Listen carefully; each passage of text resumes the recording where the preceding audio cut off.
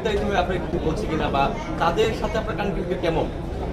হ্যাঁ, যেমন আমাকে অনেকে তো ফিমেলদের কথা যদি বলি, অনেক আন্টিরা আপুরা জড়াই ধরে বলছে যে মানে ওনাদের থাকে না যে অনেক লাইফের রিফ্লেকশন তারা দেখতে পায়। সো এটা অডিয়েন্সের সাথে তো এত কাছাকাছি আসা হয় না, তো কাজ দেখার পরপর যখন আমরা হল ভিজিট করছি তখন তাদের ইমোশনগুলো দেখি যে তারা খুবই ইন্টেন্স, এবং আমাকে তো খুবই মেয়ে অডিয়েন্সরা অনেক পছন্দ করতেছে। সো এটা আমার কাছে খুবই ভালো লাগছে অ্যাজ এ ফিমেল, যে মেয়েরাও খুব সুন্দর করে আমাকে এসে অ্যাপ্রিসিয়েট করছে, জড়াই ধরছে, অনেকে অনেক ইন্টেন্স ওয়েতে প্রশংসা করছে। এটা আমি খুব শাই ফিল করি, নিজের এগুলো বলতে আমার খুব অস্বস্তি লাগে, বাট ভালো লাগছে।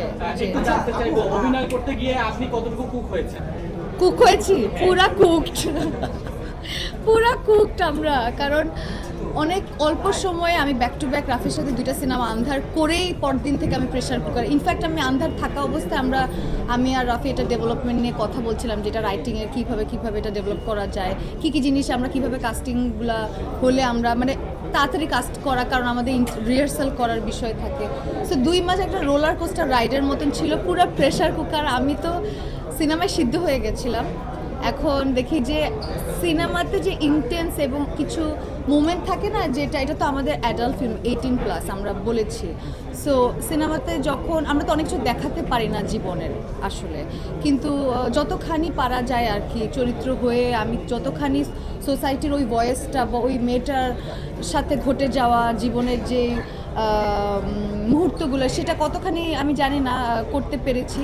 সো ওই জায়গা থেকে যখন অডিয়েন্সরা দেখছে এবং ওই সময়টাতে খুবই একটা অস্বস্তিকর সাইলেন্স তৈরি হয়, ওই মোমেন্টটা হচ্ছে আমার মোমেন্ট, ওইটাই হচ্ছে প্রেশার। এই প্রেশারটাই হয়তো আমরা সিনেমাতে একটু আনতে চেয়েছি, এখন জানি না অডিয়েন্সরা কীভাবে। যেহেতু অল্প সময় ছিল, 2 মাসের সময়, আমাকে যাতে স্পা গার্ল লাগে, একদম প্রপার মাসাজ প্রফেশনালি লাগে, সেইটার একটা চেষ্টা ছিল শুরু থেকেই।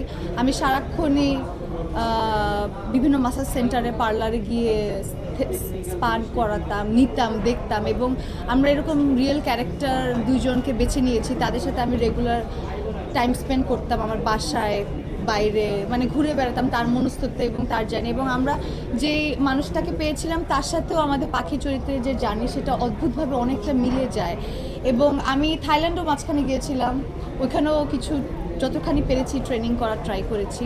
সো এটা একটা প্রসেস ছিল আমাকে যাতে স্পাগার লাগে, এবং সেই সাথে শুধু ওইটা না, তার মানসিক জায়গাটাতেও বিচরণ করা এবং সেটার মধ্যে এক ধরনের থাকার চেষ্টা। সো যতখানি ইনভলভ হওয়া যায়, যতখানি জীবন থেকে চরিত্রের কাছাকাছি যাওয়া যায়, নেওয়া যায়। অনেক দর্শক অভিযোগ করছেন যে আসলে এটা ফ্যামিলি নিয়ে দেখার মতো ছবি না, এই বিষয়ে কি বলবেন? আমরা তো বলে দিয়েছি এটা 18+ সিনেমা, এটা কিন্তু বলা, এক এক সিনেমা এক এক রকম হবে।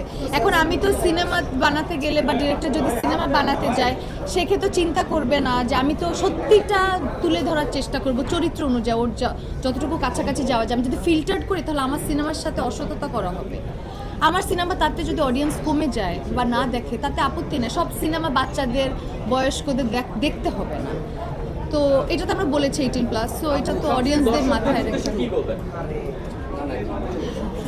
টুইস্টের ভিড়ে আপনাদের একটা গান বড়াই করে, যে গানটা আপনাকে খুবই রোমান্টিক এবং ইমোশনাল একটা জার্নির মধ্যে দেখা যাচ্ছে, সেটা নিয়ে কিছু আমাদের মিউজিশিয়ান বলবে সে কথা, ও একজন মিউজিশিয়ান এবং অ্যাক্টর। এমনি গানটা যেটা হয়, আমরা তো আমাদের পূর্বে একটা বন্ধুত্ব আছে, আপনি আমার সাথে দূরত্ব রেখে কথা বলেন, আপনি আমার সাথে সম্মান দেখিয়ে কথা বলেন, মানে চরিত্রের প্রয়োজনে। সো আমাদের একটা ফান ছিল, কারণ হয় কি অনেক কাছের বন্ধু হলে তখন এরকম ইন্টেন্স প্রেম, আর প্রেমটা খুবই সরল, দেখবেন খুবই পাওয়ার আশায় যে প্রেম হয় সেটা না, ও কোনো কিছু না চেয়ে একটা মানে উইদাউট এনি এক্সপেকটেশন প্রেম, খুবই ইনোসেন্ট, চাওয়ার ছিল না এই জায়গাটা। অবশ্যই আমরা এমনিতে ওই গানটা তো হচ্ছে মানে বড়াই করে গানটা আসলে অঙ্কন গেয়েছে, আর জাহিদ নীরব হচ্ছে এটার মিউজিক কম্পোজার। আমাদের এটা ফিল্মে আছে, আমরা গাড়িতে আমাদের একটা সিন আছে, ওইখানে হচ্ছে আমাদের শ্রদ্ধেয় আহমেদ ইমতিয়াজ বুলবুল স্যারের একটা সুর করা, আর হচ্ছে আব্দুল হাদি স্যারের হচ্ছে গায়কিতে গান, ওইটা আমি 2 লাইন কলেজে যাচ্ছেন, দর্শকের সঙ্গে কথা বলছেন, তো সেই ক্ষেত্রে আসলে কোনো মজার ঘটনা বা আবেগপূর্ণ কোনো ঘটনা ঘটছে? এবং আমরা অডিয়েন্সের সাথে কথা বলেছি, অডিয়েন্স সবার আগে আপনার নাম বলছে। সামাজিক যোগাযোগ মাধ্যমে আপনার কিছু ক্লিপস বের হয়েছে সেগুলো নিয়ে আপনি কেমন? আচ্ছা, আমার তো খুবই ভালো লাগছে, কারণ আফটার হাওয়া আমাকে মানুষ আবার প্রেশার কুকার দিয়ে দেখছে। সো অনেকদিন একটা গ্যাপ ছিল।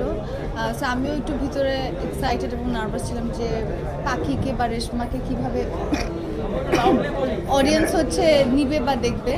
তো রিলিজের পর থেকে যেভাবে অডিয়েন্স বা সবাই এটা আমার চরিত্রটা নিয়ে কথা বলছে, সেটা তো অ্যাজ অ্যান অ্যাক্টর আমার কাছে খুবই ইন্সপায়ারিং এবং আনন্দের।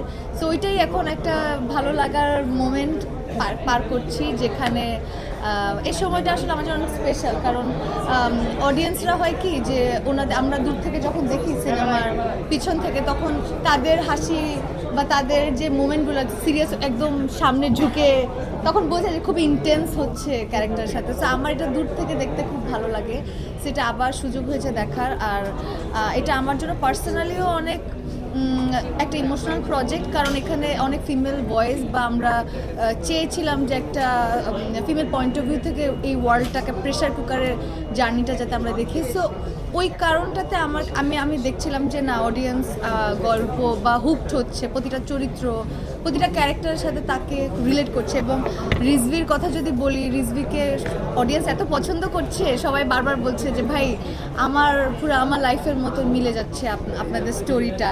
এটা খুবই আমি বলবো যে এটা খুবই আমার কাছে ভালো লাগে যখন দেখি যে অডিয়েন্সরা খুব ডিটেলভাবে সিনেমাটা নিয়ে কথা বলে।